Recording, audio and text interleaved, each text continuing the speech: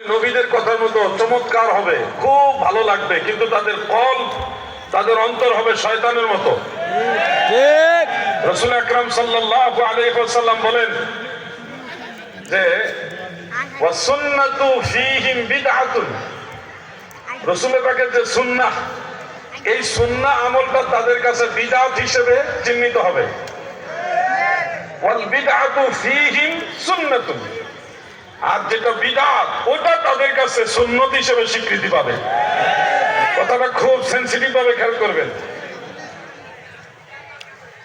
সুন্নত যেটা অরিজিনাল, এটা তাদের কাছে হবে বিদআত। যেমন আমরা মাজার জিয়ারত করি, মাজার জিয়ারত আল্লাহর রাসূল সাল্লাল্লাহু আলাইহি ওয়াসাল্লাম করেছেন, সাহাবায়ে কেরাম করেছেন, আমাদেরকে কবর জিয়ারতের একেবারে মুতলাকান আদেশ দিয়েছেন। ইন্নী কুনতু নাহাইতুকুম আন জিয়ারাতিল কুবুর ফাজুরুহা।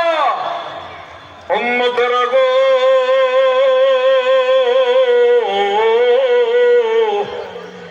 আমি তোমাদেরকে কবর জিয়ারত নিষেধ করেছিলাম, এখন আদেশ দিলাম কবর জিয়ারত করো। নবীজির আদেশ কবর জিয়ারত করো। দয়াল নবীজি নিজেও কবর জিয়ারত করেছেন, সাহাবায়ে কেরাম কবর জিয়ারত করেছেন। তার মানে এটা প্রতিষ্ঠিত সুন্নাহ। এই সুন্নাহ কাজ যদি আপনি করেন, কোন কবর, কোন মাজার আপনি যদি জিয়ারত করেন, তাহলে আপনি হবেন বিদআতি, তাদের কাছে হবেন আপনি বিদআতি। ওই যে নবীজি বলছে ওয়াসুন্নাতু ফীহিম বিদআতুন, সুন্নাত আমলটা তাদের কাছে হবে বিদআত। অপোজিটে আল্লাহ রাসূল সাল্লাল্লাহু আলাইহি ওয়াসাল্লাম বলেছেন ওয়াল বিদআতু ফীহিম সুন্নাতুন, যেটা অরিজিনালি বিদআত, আল্লাহর দরবারে বিদআত, রাসূলের দরবারে বিদআত, এটা তাদের কাছে হবে সুন্নাত। যেমন একামতের আগেই দাঁড়ায়া কাতার সোজা করুন, মোবাইল ফোন বন্ধ করুন, এটা একটা প্রতিষ্ঠিত বিদআত। সুন্নাত হলো একামত শুরু হওয়ার পরে। এখানে মাসআলা দুইটা, আল মুহিতুল বুরহানির মধ্যে, মিশকাতুশ শরা মিরকাতের মধ্যে, ফতোয়া আলমগীরির মধ্যে, ফতোয়া শামির মধ্যে লিখেছেন ইন কানাল ইমামু ফিল মসজিদ, মসজিদের মেহরাবে ইমামতির মুসাল্লায় যদি ইমাম সাহেব পূর্ব থেকে উপস্থিত থাকেন, তখন সুন্নত তরিকা হলো ইজা ক্বালাল মুয়াজ্জিন হাইয়া আলাস সালাহ, যখন মুয়াজ্জিন হাইয়া আলাস সালাহ বলবে, তখন ইমাম এবং মুক্তাদি সবাই দাঁড়াবে। এটা হলো সুন্নত তরিকা। মুসান্নাফ আব্দুর রাজ্জাকের উল্লেখ, আল্লাহ রাসূল এইভাবেই নামাজে দাঁড়াতেন। আর যদি ইমাম সাহেব পূর্ব থেকে ফাইন লাম ইয়াকুন ফিল মসজিদ, যদি ইমাম সাহেব পূর্ব থেকে মেহরাবে ইমামতির মুসাল্লার মধ্যে উপস্থিত না থাকে, সেক্ষেত্রে মাসআলা হলো ইমাম সাহেব যখন মসজিদে প্রবেশ করবে নামাজের জামাতের সময়, যেই সময় ইমাম সাহেব মসজিদে প্রবেশ করবে, তখনই মুয়াজ্জিন সাহেব দাঁড়িয়ে একামত দেওয়া শুরু করবে। ইমামের আগমনকে কেন্দ্র করে তখন মুসল্লিরা দাঁড়িয়ে যাবে, তখন আর হাইয়া আলাস সালাহর সময়ের জন্য অপেক্ষা করবে না, ইমাম আসছে দাঁড়ায় যাবে। ইযা উকিমাতিস সালাহ ফালা তাকুমু হাত্তা তারানি, এটা সহিহ বুখারী এবং মুসলিমের হাদিস। একামত হয়ে গেছে ততক্ষণ পর্যন্ত দাঁড়াবে না যতক্ষণ না আমাকে না দেখবে। তার মানে নবীজি সাল্লাল্লাহু আলাইহি ওয়াসাল্লাম যখন আসতেন, তখনই সাহাবায়ে কেরাম দাঁড়িয়ে যেতেন। হানাফি মাযহাবের মাসআলাও তাই, ইমাম সাহেব যখন জামাতের সময় মসজিদে প্রবেশ করবে, তখন ইমামের আগমনকে কেন্দ্র করে মুসল্লিরা দাঁড়িয়ে যাবে। এই হলো দুইটা মাসআলা। কোন অবস্থাতে একামতের আগে দাঁড়াইবার কোনো সুযোগ নাই।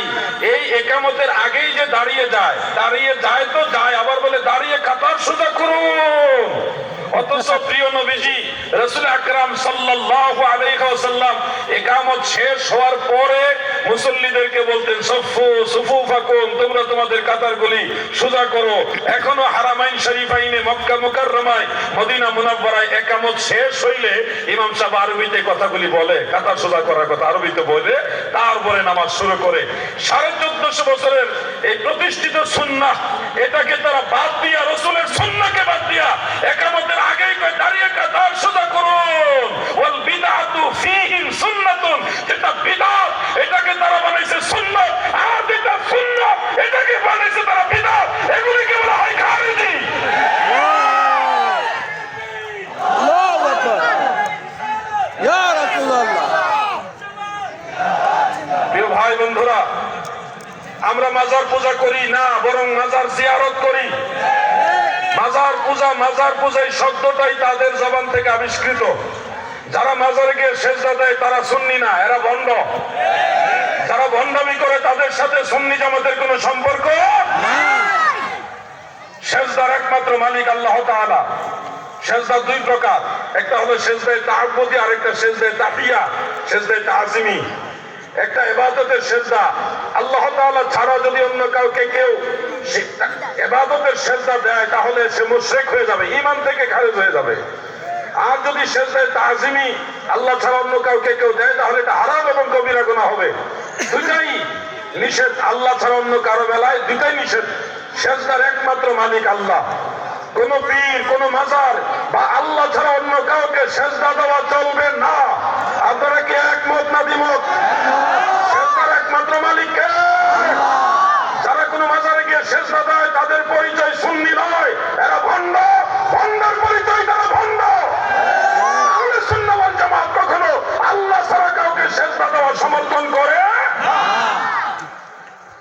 আমরা আমাদের পীর ও মুর্শিদ, মা বাবা, বুজুর্গ, উস্তাদ তাদের কদম বসি করি, কিন্তু সেজদা করি না। প্রিয় ভাই আমার, এখানে এসে কিছু ভাইরা বলে হযরত আদম আলাইহিস সালামকে তো ফেরেশতারা সেজদা করেছে। আসলে এখানে বিষয়টা আপনাদের জানা দরকার। ফেরেশতারা কাকে সেজদা করছে? আসলে কি আদম নবীকে সেজদা করেছে না কাকে করেছে? তাফসীরে মাযহারির মধ্যে আল্লামা কাজী সানাউল্লাহ ফানিফাতি রাহমাতুল্লাহ আলাইহি তিনি উল্লেখ করেছেন, আমরা যেমন কাবা ঘরকে কিবলা বানিয়ে আল্লাহ তাআলাকে সিজদা করি, ফেরেশতাদের জন্য কিবলা ছিল বাবা আদম। সিজদার মালিক আদম ছিল না বোকা, সিজদার মালিক ছিল আল্লাহ। আর তাফসীরে কবীরের মধ্যে উল্লেখ, আল্লাহর আদেশে আদমকে কিবলা বানিয়ে সকল ফেরেশতারা নূরে মুহাম্মাদিকে সিজদা করেছে। সুবহানাল্লাহ। সেজদা আদমকে করেনি ভাই, একটু স্টাডি করো। আদম ছিল কিবলা। আমরা কাবার দিকে ফিরে সেজদা করি না? আওয়াজে বোঝা যায় আপনারা নামাজই পড়েন না। কি একটা আওয়াজ দিছে, খাওয়ান দাওয়ান হয়েছে না নাকি? না, একটু শক্তি আসেনি? নাই। সবাই মিলে একটা তাকবীর দিই। এই তো কয়েক মিনিটের মধ্যে আমি আলোচনা শেষ করবো, কিন্তু আপনারা যতক্ষণ আসি একটু গরম গরম না থাকলে তো ভালো লাগে না। সবাই মিলে একটা তাকবীর দেয়। রেডি? রেডির আওয়াজও ভালো না। রেডি? নারায়ে তাকবীর। এই যে ক্যামেরা ধরে আল্লাহু আকবার, সত্যি নাই, একটা ক্যামেরা লইছে লই আল্লাহু আকবার। নারায়ে তাকবীর, আল্লাহু আকবার, নারায়ে রিসালাত, ইয়া রাসূলুল্লাহ, আহলে সুন্নাত ওয়াল জামাত জিন্দাবাদ, জিন্দাবাদ, মোকারা দরবার শরীফ জিন্দাবাদ, জিন্দাবাদ। মোটামুটি শরীরটা গরম হয়েছে না? কোন কি কইছিলাম? ওয়াজ কি কইছিলাম এটা কোন? হ্যাঁ, মাশাআল্লাহ, মাশাআল্লাহ। আমরা কাবার দিকে সিজদা করি, এখানে ছিলাম। কাবা ঘরের দিকে সিজদা করি। হাজী সাহেবরা সরাসরি কাবা ঘরকে সামনে রেখে সিজদা করে। আসলেই কি কাবা ঘরকে সিজদা করে না আল্লাহকে সিজদা করে? কাবা ঘর যদিও সামনে আছে, সিজদা কাবা ঘরকে কেউ করে না রে বোকা, সিজদা আমার আল্লাহ তাআলাকেই করে। উসজুদু লি আদমা, তোমরা আদমের দিকে সিজদায় অবনত হও। এর হাকিকত হলো আদম রে কিবলা বানাইলাম, আদম রে কিবলা বানাইয়া তোমরা নূরে মুহাম্মাদিকে সিজদা করো। এটা একটা খাস ঘটনা। সাইয়্যিদুনা আবুল বাশার হযরত আদম আলাইহিস সালাম ওই একবারের ঘটনা ছাড়া অন্য কখনো কারো কোনো সিজদা তিনি নেননি। তার মানে বোঝা যাচ্ছে এটা সব সময়ের জন্য না। এই সিজদার ঘটনা সব সময়ের জন্য না। হযরত ইউসুফ আলাইহিস সালাম তিনার আব্বা জান, আম্মা জান এবং 11 ভাই এনাদের সিজদাদের নিয়েছিলেন এই একই সেম ঘটনা। এটা ছিল আল্লাহ তাআলার পক্ষ থেকে একটা বিশেষ নিদর্শন। কোরআনুল কারীমের মধ্যে এই ব্যাপারে স্পষ্ট বর্ণনা রয়েছে। এটা সব সময়ের জন্য ছিল না, এটা ওই সময়ের জন্য খাস ছিল। হযরত ইউসুফ নবী ওই সময় ছাড়া আর কখনো কারো কোনো সিজদা নেন নাই। তার মানে বোঝা যাচ্ছে সব সময় সিজদা দেওয়া যাবে না। ওই দুইটা ঘটনাকে কেন্দ্র করে কেউ যদি তাজিমি সিজদা জায়েজ বানাইতে চায়, এরা উদ্দেশ্য ভালো না, এগুলি ভণ্ড গ্রুপ। কি গ্রুপ? ভণ্ড গ্রুপ। আমরা সুন্নিয়তকে কলঙ্ক মুক্ত করতে চাই। এই জন্য আমাদের সকলেরই দায়িত্ব আছে। শুধুমাত্র আলেমরা, বক্তা যারা আছে তাদেরই দায়িত্ব তা না, আপনাদেরও দায়িত্ব আছে। যারা মাজারে সিজদা দেয় তাদেরকে আমরা বুঝাবো, ভালোবাসা দিয়ে বুঝাবো, সিজদা আল্লাহ ছাড়া কাউকে দেওয়া যায় না, যাবে না। নবী করিম সাল্লাল্লাহু আলাইহি ওয়াসাল্লামের দরবারে একজন সাহাবী সেজদায় অবনত হয়ে গেছিল। নবীজি নিষেধ করে দিয়েছেন। মুসনাদ আহমদ, সুনান ইবনে মাজাহ শরীফের মধ্যে একেবারে সবাইকে বলছে ফালা তাফালু, তোমরা এরকম করবে না। নবীজির নিষেধ। যেখানে রাহমাতুল লিল আলামিন নবী সেজদা নেয় না, সেখানে আপনি যদি বলেন আমি পীর সাহেব হয়েছি আমি সেজদা নিব, তাহলে বলেন নবীজির চাইতে কোনো পীর বড় হইতে পারে? এখানে শিক্ষা নেবেন যে সেজদা নেয় ওই পীর তালাক দেওয়া আপনার জন্য ফরজ, ওই পীর বাদ দিয়ে দেওয়া আপনার জন্য ফরজ, না হলে সেও জাহান্নামে যাবে, আপনাকেও জাহান্নামে নিবে। পীর ধরবেন ওই ধরনের পীর যার মাথা থেকে পায়ের তলা পর্যন্ত আল্লাহ রাসূলের সুন্নাত, যার জবানে নবীর মহব্বত, যার প্রতিটা কর্মে আল্লাহ রাসূলের আদর্শ প্রকাশিত হয়, যার প্রত্যেকটা পদক্ষেপ সুন্নিয়ত আহলে সুন্নাহ ওয়াল জামাতের যাহার নবী করিম সাল্লাল্লাহু আলাইহি সাল্লামের মূল আদর্শ বাস্তবায়ন হয়, এমন কামেল মুকাম্মেল পীর দত্ত হবে, এমন মুর্শিদ দত্ত হবে যে আল্লাহর ওলি বানায় দিতে পারে। সুবহানাল্লাহ। ভণ্ড পীরের কাছে যাওয়া যাবে না। আমাদের দেশে বিড়িখুর পীরও আছে। গতকাল দেখলাম এক লোক বর্ডারের মধ্যে বিজিবির সাথে বসে আবুল বিড়ি টানতেছে আর একটা দাও হাতে দিয়ে রাখছে। মানে ইন্ডিয়া থেকে যদি আক্রমণ হয় সে আবুল বিড়ি টানবো আর দাও দিয়ে ঠেকাইবো। এরকম দেশপ্রেমিক, এক হাতে দাও আর এক হাতে আবুল বিড়ি, এরকম কিছু পীর সাহেব আছে যারা মারাত্মক বিড়ি খায় আবার পীরও হয়। এই ধরনের লোকদের সংশোধন হতে হবে। খবরদার, কোন ধরনের মাদক সেবন যদি আপনি করেন তাহলে আপনার মুরিদানরা এটার সাথে জড়িত থাকবে। জবান, যে জবান দিয়ে আপনি আল্লাহকে ডাকেন, যে জবান দিয়ে নবীর দুরূদ পড়েন, যে জিহ্বা নাড়ায় আল্লাহ এবং আল্লাহ রাসূলকে ডাকেন, নবীর দুরূদ পড়েন, মুনাজাত করেন, এই জবানের মধ্যে বিড়ির গন্ধ থাকলে আপনার স্ত্রী তো আপনার বিড়ি গন্ধ পছন্দ করে না, করেনি, আসলে করেনি। যে গন্ধটা আপনার বেগম সাহেবা পছন্দ করে না, এই গন্ধটা আল্লাহর রহমতের ফেরেশতারা কিভাবে পছন্দ করবে? এই জন্য আমার জবানকে আগে পবিত্র করতে হবে। আপনার কত মুসিবত আছে, কি সমস্যা আছে আপনার আল্লাহর কাছে বলেন। আমি যে জেলে গেছিলাম আপনারা জানেননি। জেলে যাওয়ার পরে আর কি করবো, সেখানে তো কিন্তু তেমন কোনো কাজ নাই। জেলখানার ভিতরে নামাজ 5 ওয়াক্ত, মুনাজাত, মিলাদ, জিকির, আজকার যা আছে, পুরা জেলখানা একটা খানকা শরীফ বানাই ফেলছি। কি করবো? পুলিশেও আমার জেলে ঢুকে বিপদে পড়ে গেছে। আর এটা কি তারি, পুরা জেলখানায় ওয়াহাবি সুন্নি কোনো গ্রুপ নাই, সব এক হয়ে গেছে মিলাদ পরে।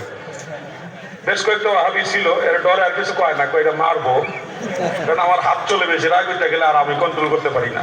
তো মাশাআল্লাহ সবাইকে নিয়ে প্রেম নিয়ে যখন মোনাজাত ধরছি, আল্লাহর কসম মানুষ এমন ভাবে কাঁদছে, চোখের পানি দিয়ে হাও মাও করে জেলখানার ভিতরে কান্নার রুল পড়ে গেছে। একবার মানে প্রথম দিকে যখন কান্নার রুল পড়ে গেল, বেশ কয়েকজন জেলের পুলিশ দৌড়ে আসে, মনে করছে যে এখানে কোন একটা মারামারি বা কিছু একটা হয়েছে। দৌড়াই এসে দেখে মানুষ কাঁদতেছে, মোনাজাতে কান্দে, পুলিশও দাঁড়ায় করতেন, দৃশ্য দেখা তারাও কান্দে কান্দে ভাব। এই যে একটা কান্না রুল করে গেল, মিলাদে মুস্তফায়, জিকির আজকারে, মুনাজাতে, নামাজে, কালামে, প্রত্যেকটা আমলে পুরো জেলখানা মানে মাথায় আল্লাহ তাআলার দয়ায় মাথায় তুলছি। শেষ পর্যন্ত 1 সপ্তাহ জেলে আছিলাম। 1 সপ্তাহের মধ্যে পুরো জেল, আমি যে জেলের মধ্যে যে হল রুমটার মধ্যে ছিলাম, এটার ভিতর থেকে 4 ভাগের 3 ভাগ আসামি জামিন পেয়ে গেছে। যারা যাবজ্জীবন প্রাপ্ত আসামি আছে না, এরা কয় যে জীবনে কোনোদিন এত আসামি জামিন পেতে দেখছি না। ঘটনাটা কি? আমি কয়েকটা ছেলে পাইলাম, অল্প বয়সের ছেলে, এই 17, 18, 20 এরকম বয়স, প্রায় 10-12 জন ছেলে। এরা আইসে, এরাও কান্দতেছে, প্রথম দিকে কান্দে, মোনাজাত ধরে কান্দে। তো এক সময় এসে বলছে, হুজুর আপনার মোনাজাতে কাঁদছি, জীবনে এরকম মোনাজাতে কান্দাকান্দি হয় নাই। তো আমরা কিন্তু হুজুর খুব খারাপ মানুষ, কি করছো? হুজুর আমরা চিন্তাই করি, মানুষের পকেট থেকে হাত থেকে বিভিন্ন ধরনের জিনিস জোর করে নিয়ে দূরে পালায় যায়, আমরা চিন্তাইকারী, আমরা হয়তো আল্লাহ মাফ করতো না। আমি বললাম কি বলো, আল্লাহ তাআলা অসীম দয়ালু, তোমাদের পাপ তো সীমিত, সীমিতরও সীমিত, আমার আল্লাহ তাআলা দয়া অসীম দয়া। হুজুর আসলে আল্লাহ আমাদের মাফ করবো? আমরা তো বেশি চুরি করছি। আমি বোঝাইলাম তাদেরকে, তোমরা কতটুকু বেশি চুরি করছো? আকাশের তারার চেয়ে বেশি চুরি করছো? না, এত করছি না। জমিনের বালু কোনার চেয়েও বেশি চুরি করছো? আরে কোন কি, এত চুরি করছি নাকি আবার? আমি বললাম, আমার আল্লাহ দয়া অসীম, তোমরা ক্ষমা চাও, আর ভবিষ্যতে কোনোদিন চুরি করবা না, মা বাবার কথা শুনবা, মা বাবার সেবা করবা, এই নিয়ত করো, আল্লাহ তোমাদের মাফ করবে। তো সত্যি হুজুর মাফ করবে? আমি বললাম, মাফ চাইয়া দেখাস না বেটা, তোর মতো মনে করিস নি আল্লাহ রে। চাইলো। পরে দেখি মোনাজাতে সবাই নরম হইয়া কাঁদতেছে। ওমা, এরা আমার আগে জামিন ফেলেছে। ওই সিলিকা আমি বইয়ে রয়েছি বেকলের মতো, আল্লাহ ঘেরারে তুমি মাফ করে দিলে, ছেলেতে বাইরে গেল, আর আমারে তুমি ঢুকে রাখছো, তাহলে বোঝা যায় তুমি তো আমার এখনো মাফ করছো না। আমার ভিতরে একটা ডর ঢুকে গেছে, আল্লাহ আমার এখনো মাফ করছে না, নাইলে তারারে মাফ করে দিছে দিকেই তো জামিন পাইছে, আমি পাইলাম না। এখন পরে মনে হচ্ছে আমার ডর লেগে গেছে। আমি এখন আবার ওই সময় কান্দে, মানুষের চোখে পানি আসে কেন? বেশিরভাগ আসামি হলো মিথ্যা আসামি, মানে মিথ্যা মামলার আসামি, উদা ফাও মামলা দিয়ে জেলে ঢুকাই দিয়েছে। এই মানুষগুলি যখন একটা আল্লাহর কাছে আবেগ দিয়ে চায়, তখন এমনিতেই চোখে পানি চলে আসে। তো এক সপ্তাহের মধ্যে পুরো জেলখানার 4 ভাগের 3 ভাগ আসামি জামিন। এত আসামি জামিন পাইতে জীবনে কোনোদিন দেখি নাই। যারা স্থায়ী জেলে কয়েদি আছে তারা এই কথাগুলি বললো।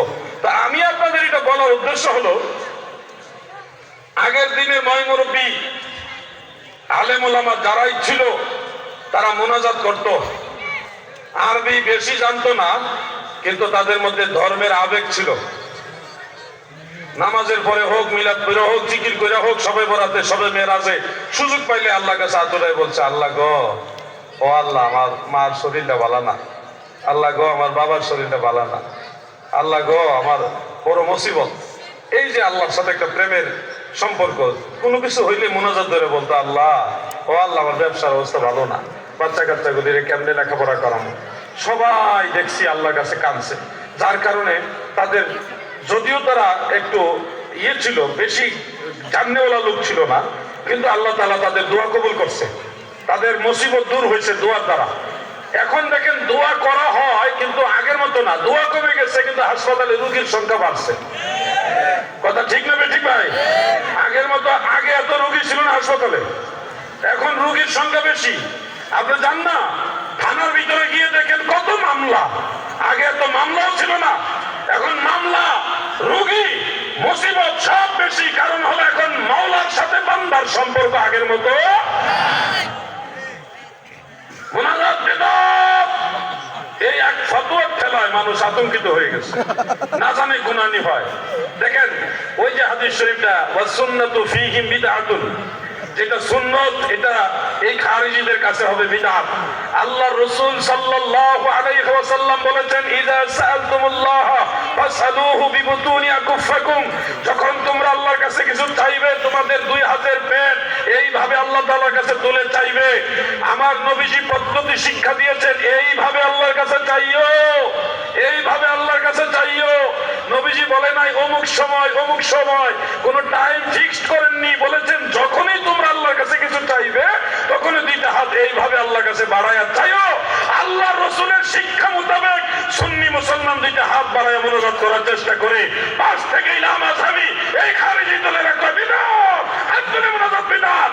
ওই যে নবীজি বলেছেন ওয়াস সুন্নাতু ফীহি বিদআত, যেটা সুন্নাত এটাকে তারা বলবে বিদআত। বুঝতে পারছেন সেটা? আরেকটা বিষয় বলি, যেটা বিদআত সেটাকে তারা বানাইছে সুন্নাত। যেমন এখানেও অনেকের আছে, নিজের উপরে কেউ নিবেন না প্লিজ, আমি বোঝানোর জন্য বলছি। পাঞ্জাবি 2 সাইড কাটা পাঞ্জাবি আছে না, সাইড কাটা পাঞ্জাবি, কোনা ফাড়া পাঞ্জাবি, এটা কি সুন্নাত? সুন্নত না। এখন কেউ যদি সুন্নত নাই, এটা ইসলামী পোশাকের সাথে সাদৃশ্যপূর্ণ একটা পোশাক এই হিসাবে পরে পড়তে পারবে, কোনো অসুবিধা নেই। কিন্তু কেউ যদি বলে এটা সুন্নতি পোশাক, তখন এটা হবে বিদআত। এটাকে সুন্নত দাবি করলে কি হবে? বিদআত হবে। আপনি দেখেন যত ওয়াহাবি আছে, যত খারিজি আছে, যত লামাযহাবী আছে, একেবারে ম্যাক্সিমাম বলা যায়, ম্যাক্সিমাম না, 1000-এর মধ্যে 999 জনের কোনা ফাড়া পাঞ্জাবি। অর্থাৎ যেটা বিদআত হওয়ার কথা সেটাকে বানাইছে তারা সুন্নত, আর যেটা মুনাজাত সুন্নত এটাকে তারা বানাইছে বিদআত। ওই যে 1450 বছর আগে আমার দয়াল নবীজি বলে গেছেন। এই জন্য এই বাতিলদের কথাই কর্ণপাত করা যাবে না। আমরা চলবো সেই পথে, যেই পথে আল্লাহর ওলিরা ছিল, যেই পথে নবী রাসূল সাহাবায়ে কেরাম সালফে সালিহিন ছিল, সেটাই আমাদের পথ, ওটাই জান্নাতের পথ। ওলি আল্লাহর পথ জান্নাতের পথ, ঠিক কিনা বলেন? সলিমুদ্দিন কোরআনুদ্দিন কয় আমরা পীর মানি না, আমরা শায়েখ মানি। শায়েখ পরিবারের শায়েখ কি? ও শায়েখ মানে বিশাল, অনেক বড়। আশ্চর্যের বিষয় হলো পারস্যের ভাষায় হলো পীর, যাকে বাংলাতে বলা হয় মুরব্বী, আর আরবের মানুষ তাকে বলে শায়েখ। জিনিস একটা, ওই নাম তিনটা, ওই তিন দেশের ভাষা। তাবলিগ যারা করে তারা বলে মুরব্বী মানি। কি মানে? মুরব্বী মানে আকাবির মানে। হ্যাঁ, তারা মানে মুরব্বী আর আমরা মানি আকাবির। শায়েখ মুর্শিদ, যিনি মুর্শিদ, পীর মুর্শিদ, এইটা আমরা মানি। আর এরা পীরও মানে না, এরা মুর্শিদও মানে না, এরা মনে করেন মুরব্বীও মানে না, এরা মানে শায়েখ। এই বুখারে কে বুঝাইবো যিনি শায়েখ তাকেই বলা হয় পীর, যেটা লা ওইটাই কদু, তারে কেমনে বুঝাইবেন কর? আমি মাঝে মধ্যে একটা কথা বলি, আমাদের এলাকায় একজন নতুন শায়েখ গিয়ে জুমার দিনে ওয়াজ করতেছে যে কোনো মাযহাব মানা যাবে না, কোন তরিকা মানা যাবে না, কোন পীর মানা যাবে না, সরাসরি কোরআন মানবেন, সরাসরি সহিহ হাদিস মানবেন। একজন বুদ্ধিমান যুবক দাঁড়িয়ে বললেন, ঠিক কি ঠিক? আমরা কোরআন মানবো, আমরা সহিহ হাদিস মানবো, কোন মাযহাব মানবো না, কোন ইমাম মানবো না, কোন তরিকা মানবো না, কোন পীর মানবো না, আমরা আপনাকেও মানবো না। এইবার শায়েখ বলতেছে, আমাকে কেন মানবেন না? আমি তো কোরআন ও সহিহ হাদিসের কথাই বলি। বুদ্ধিমান যুবক বলতেছে, ইমাম আবু হানিফা কত লাখ লাখ হাদিস জানতো, ইমাম আহমদ বিন হাম্বল, ইমাম মালিক, ইমাম শাফিঈ, ওনারা কত লক্ষ লক্ষ হাদিস মুখস্থ জানতো। এত বড় বড় ইমাম, তাদেরকে মানা যাবে না। আর আপনি তো ছোট ইমামও না, আপনাকে আরো আগে মানা যাবে না। আমরা ডাইরেক্ট কোরআন ও সহিহ হাদিস মানবো। আচ্ছা, আপনারা যারা আছেন, আমাদের যুবক ভাইদেরকে বিশেষ করে জিজ্ঞাসা করি, আপনারা তো নিশ্চয়ই কোরআন ও সহিহ হাদিস সরাসরি মানতে চান, চান না?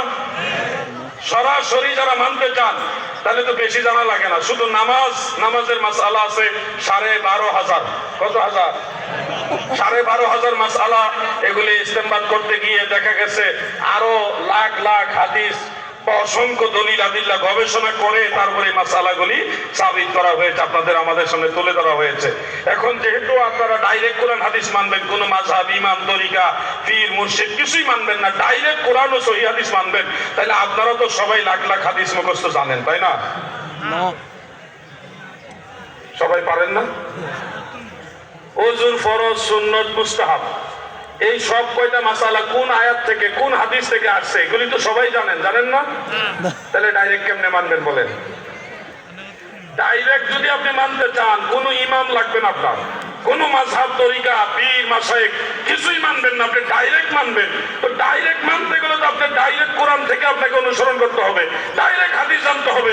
এখন আপনি নিজে, আচ্ছা এখানে যারা আছেন 10,000 হাদিস কারা কারা মুখস্থ জানেন? হাত উঠান।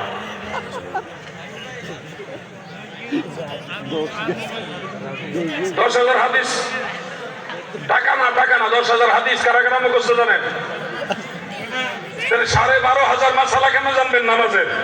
এই জন্য আমরা যেহেতু জানি না, যারা জানে তাদেরকে অনুসরণ করতে হবে, এটাই আল্লাহর নির্দেশ। ফাসআলু আহলা যিকরি ইন কুনতুম লা তা'লামুন। যদি তোমরা না জানো, যারা জানে তাদেরকে জিজ্ঞাসা করো। আর সূরা ফাতিহার মধ্যে আল্লাহ আমাদেরকে ডিরেকশন দিয়েছেন, ইহদিনাস সিরাতাল মুস্তাকিম সিরাতাল্লাযিনা আন'আমতা আলাইহিম। আল্লাহ আমাদেরকে সরল সঠিক পথে চালান, যে পথে আপনার প্রিয়জন নিয়ামত প্রাপ্ত বান্দারা চলে গেছে। নিয়ামত প্রাপ্ত বান্দা কারা গো? নিয়ামত প্রাপ্ত বান্দা হলো নবী, রাসূল, সিদ্দিক, শুহাদা, সালেহিন, আল্লাহর আউলিয়াগণ। চালাও মোদের সে পথে, যে পথে তোমার প্রিয়জন গেছে চলি। ওই যে প্রিয়জন হলো সালেহিন, মানে আল্লাহর ওলিরা। হযরতে মুজাদ্দিদ জামান আবু বকর সিদ্দিক ফুরফুরাবি রাহমাতুল্লাহ আলাইহি, হযরতে আল্লামা রুহুল আমিন বশিরহাটি সাহেব রাহমাতুল্লাহ আলাইহি, নাম শুনছেন না? সারসিনার আল্লামা নেসারউদ্দিন আহমদ সাহেব রহমাতুল্লাহ আলাইহি, এই দরবারের আল্লামা শাহ মোহাম্মদ ওয়ালিউল্লাহ সাহেব রহমাতুল্লাহ আলাইহি, ইনারা হলো সেই দয়াল নবীর তরিকার খাদেম, মদিনাওয়ালার এই সুন্নিয়ত ইসলামের গোলাম। এই জন্য এই আউলিয়ায়ে কেরামে সালেহীন যেই পথে চলেছে, আপনি যদি সেই পথ অনুসরণ করেন তাহলে মদিনাওয়ালার ঠিকানা পেয়ে যাবেন। আর যদি বলেন আমি নিজে নিজে চলবো, তাহলে আপনার আমার সবচেয়ে বড় শত্রু হলো শয়তান। সে যে কোনো সময় আপনাকে বিপদগামী করবে। একটা ছন্দ আমার মনে পড়েছে, আমি কি বলবো? বাংলা ছন্দ, বাংলা।